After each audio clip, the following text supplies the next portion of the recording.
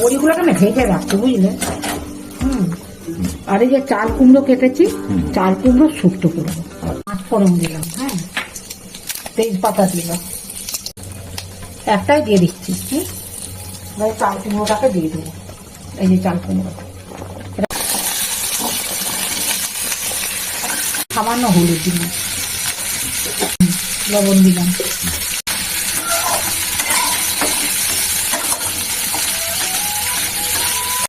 চাল কুমড়োটা না পুরো ভাজা ভাজা হয়ে গেছে।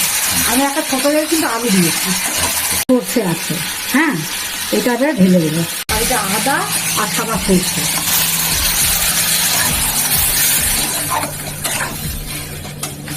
এতে একটু ঘি দিয়ে দিচ্ছি,